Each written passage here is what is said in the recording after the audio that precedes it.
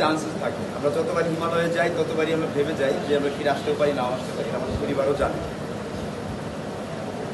তো তখন থেকে শুরু করা যে আমার স্বপ্ন দেখা যে আমি এমন একটা কাজ করব যে কাজটা আমি নিজেকে ছাড়িয়ে যেতে পারবো। কারণ পর্বত আরোহণ এই স্পোর্টসে কোনো প্রতিযোগী নাই।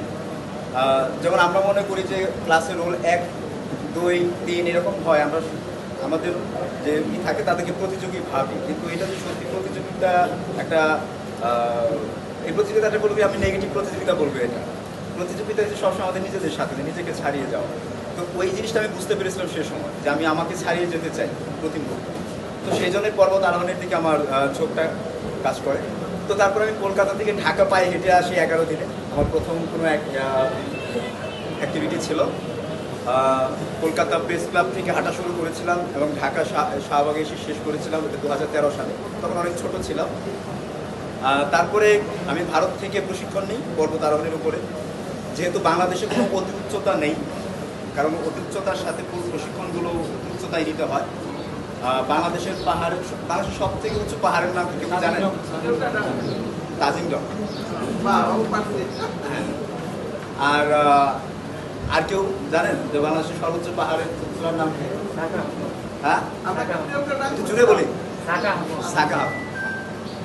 কিন্তু আমার বইয়ে পড়ি তাজিংডং। মজার বিষয় হলো এটা যদি কোনো পরীক্ষায় আসে বা কোথাও আসে আপনারা তাজিংডং লিখবেন, কিন্তু সঠিক তথ্য হলো তাজিংডং বাংলাদেশের 10টা পাহাড়ের মধ্যেও নাই। মানে যে 1, 2, 3 এরকম 10টা পাহাড়ের তালিকা করি তার মধ্যে তাজিংডং নাই। আমরা আমাদের সময় পড়েছিলাম কেওগাড়া। তো সেই কেওগাড়াডাঙ্গা 4 নম্বর। যেটা হচ্ছে ভাই বললেন সাকাহাপং, এই সাকাহাপংটা বাংলাদেশের সর্বোচ্চ চূড়া।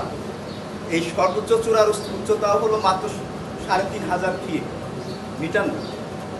মানে 3000 মিটার হলেও আমরা গর্ব করে বলতে পারতাম যে আমাদের একটা বড় একটা পাহাড় আছে। কারণ নেপালের কাঠমান্ডু শহরের উচ্চতায় আমাদের এটা হচ্ছে বেশি। তো যাই হোক, সেই জন্য আমাকে ভারত থেকে প্রশিক্ষণ নিতে হয়, ভারতের সেনাবাহিনীদের আন্ডারে। আমি তারপরে এসে অভিযান শুরু করি। 2015-তে আমি একটা অভিযান করি নেপালে 6000 মিটার। সেটার নেতৃত্বে ছিল এম এ মোহিত, যে 2বার এভারেস্ট জয় করেছে। আমি আমাদের ফুলবাড়িয়াতে তাকে আনার আমার সুযোগ হয়েছিল।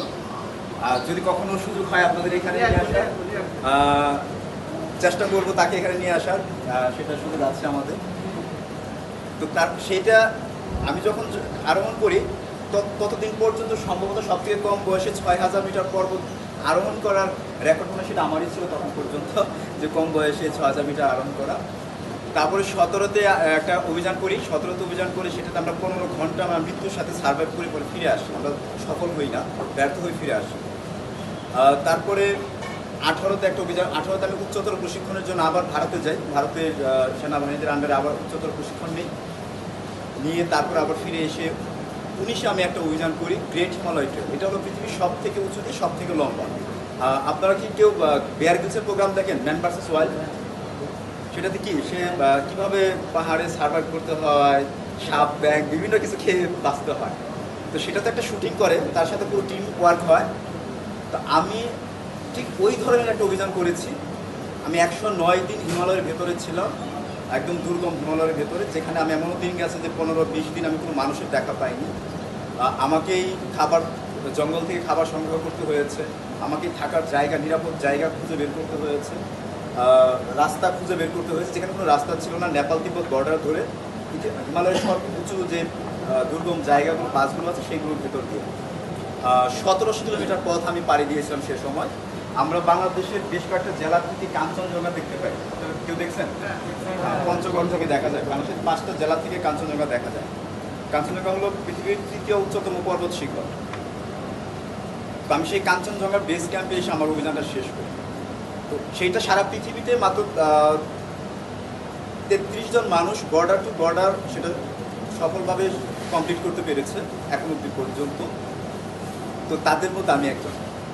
তো আমরা সবসময় শুনে আসি বাঙালিরা ঘর কোনো ভেতু বাঙালি, এইটা শুনি, এবং কিন্তু মানুষ জানে না।